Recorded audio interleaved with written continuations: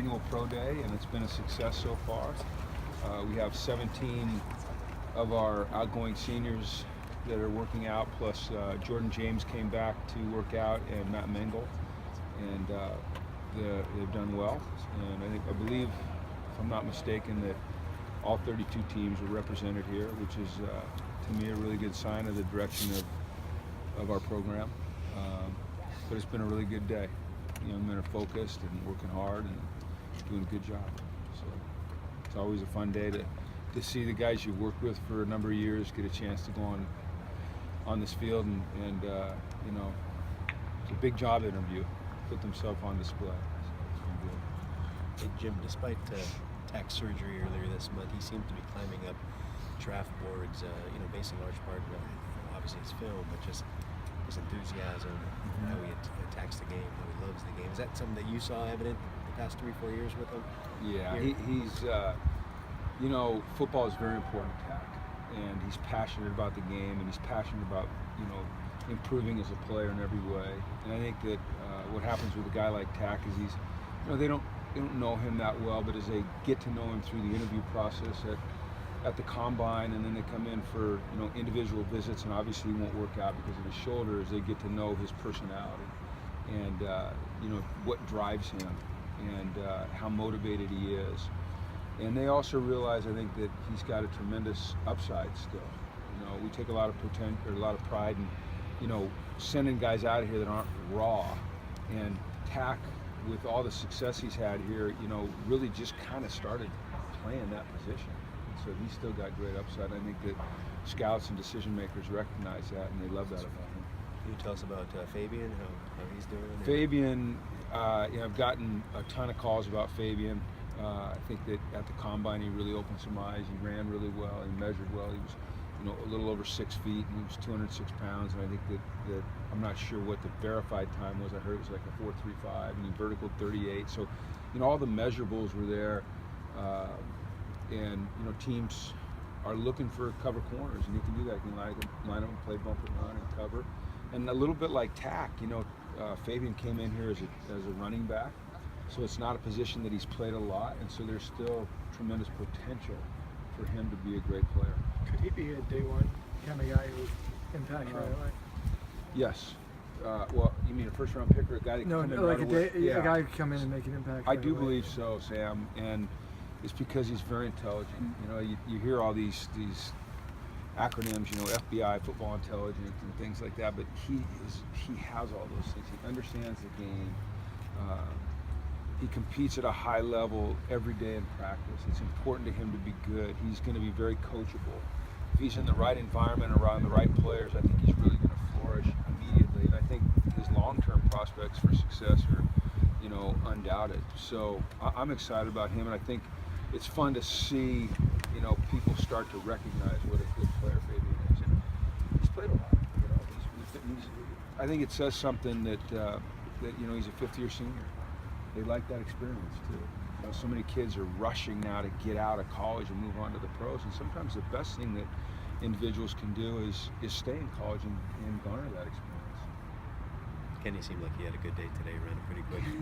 40 times, showed some hand ability, catching the football. He did. He ran anywhere from, you know, I saw, every clock's a little bit different, but I saw a 4.22 and I saw a 4.33. So somewhere in there on both of his runs is what it was legit. And that's, you know, whether it was 4.33 or 4.22, it's fast. And then he did 19 reps on the bench at 225, which, you know, for his size is really good. And he caught the ball well. And you know, I think he's another guy that has a lot of upside. He's just had a little bit of inconsistency catching the ball, but he's a guy that, you know, once again, football's important to him. He knows what it's going to take to be successful, and he's willing to do the work. When you have a guy like Anthony Barr do what he's done in the league, how does it help sell these guys down the line in terms of, you know, their readiness to play at the next level? Well, we take a lot of pride in running a program that prepares these guys to be great players on Saturday, and then to, you know, go to the next level and be ready to contribute right away. You know, as you know, Sam, in this world, there's not a lot of patience, you know, for draft picks especially. You better produce right away because they're spending a lot of money on you. So it's incumbent on us to make sure they understand how to study film, and they understand how to take notes, and they understand the proper mindset that they have to take into account, and how they have to compete every single day and take care of their bodies. And I think we've done a good job of that. You get word back from, say, the Vikings. You're talking about Anthony Barr, and you're talking about Eric Kendricks and Anthony, and when George Patton called and said we've never had two guys that were so prepared from day one to come in and play, I think that says a lot about the program that we're putting together. What did you see out of Jayon today, and what do you think his potential is at the next level? Well, I think Jayon, he had a good day. People are going to question his size. He measured in, I think, 6'0", so 6'1", 226. So they're going to question his size a little bit, but he ran well. And when they turn on the tape, they're going to see a guy that makes plays, and he's physical. And I think that, they're going to compare him to Eric Kendricks, who's probably pretty similar in size at his pro day. And they're very similar as players and personalities. They're both great leaders, tremendous teammates, team-first guys, selfless players. When I talked to the scouts, I compared him to Sam Mills, who I was fortunate to coach in New Orleans. Kind of a guy that people thought was too small, but he got it done because he was smart, instinctive, worked at it, studied the game. And I think Jayon's got a lot of those qualities. I think that Jayon has the ability to go in right away and be an impact special teams player, and then probably grow into a nickel role, and then hopefully into a starter's role. That's how I'd see it. Since you've been here with Daytone and Kenny Clark and Cassius Morris, guys like that at the defensive line, how does Eddie stack up with some of those guys? Well, Eddie's a little more like Kenny than he is like Daytone or, Anthony or Tack, an inside guy. You're going to go a little bit on potential with Eddie, I think. He didn't have the type of, I guess it was going to be his junior year, but ended up being his senior year, that probably he would have wanted to have. But since that time, he's dropped down to about 305. I think he was 302 today. He ran really well at the combine. He's moving athletically. I think, as I talked to the scouts and personnel people today, I said, go back and look at his sophomore film when he was playing some offense, and you can see his athleticism, you can see his bend, you can see the suddenness and the strength in his hands, and those are the things that I think they'll look for. I think Eddie's going to be an outstanding NFL player because he has initial quickness, he has power, he plays with leverage. I think he can play nose and he can play three technique, and when you can do those things, I think there's a value add there. So I don't know that it matters where he gets drafted. I think he's going to have a tremendous career. What's the key for him in terms of reaching the potential that you talked about? Eddie, just continuing with the work ethic that he's demonstrated here recently, where he just is of a singleness of purpose and very focused and working on his craft. And I think when he gets to that level and he can take all of his focus and put it on football and not divide it between school and social and football and just make it football, that you're really going to see him jump. I mean, it's unquestioned that he's got great athleticism for a big man, and just him having the ability to really focus in will be something that'll help him tremendously.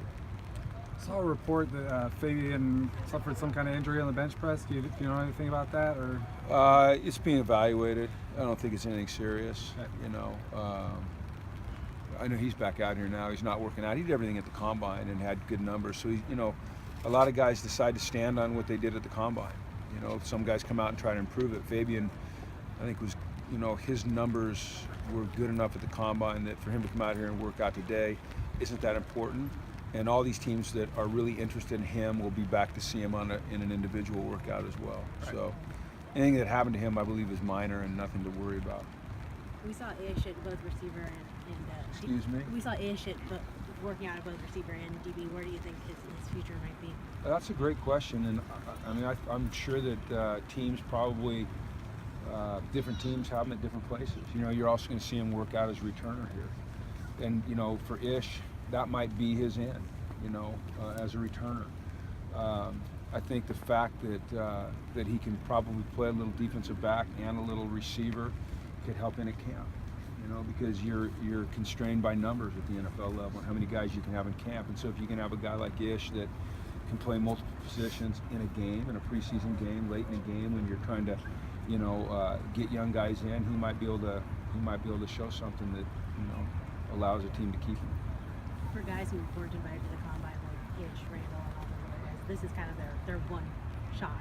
This is their combine, yeah, and really, it's not their one shot in that a lot of these teams will come back through and do individual workouts. I mean, Randall has already worked out for the Tennessee Titans on his own, so this is just a chance for coaches to get a little bit more up close and personal with them, scouts, decision makers, and then they'll spend the next couple of 3 weeks coming back through and working with these guys individually, putting them on the board, testing their football IQ, taking them to dinner. I mean, there's a lot of little tricks these scouts use to find out about the character of a kid and the reliability. So our guys will be ready for whatever challenges are presented to them. Regarding Fabian, how much have you seen teams' thoughts on him change based on the combine performance? I think anytime you perform like you did at the combine, with his size and his speed and his explosiveness, people go back and take a second look. He played well in the All-Star game, but people are going to go off the tape. I mean, the best decision makers, the best drafters, they go off the tape. They don't necessarily go off a 40. A 40 might confirm, something one way or another. Vertical might confirm something one way or another. But if you ask a general manager in a moment of, weakness, to be honest with you, they will tell you that, it's the tape.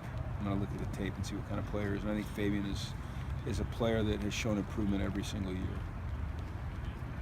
How was your mountain climb? My mountain climb was great. Yeah, it was a lot of fun. Guys, good. Okay, thanks.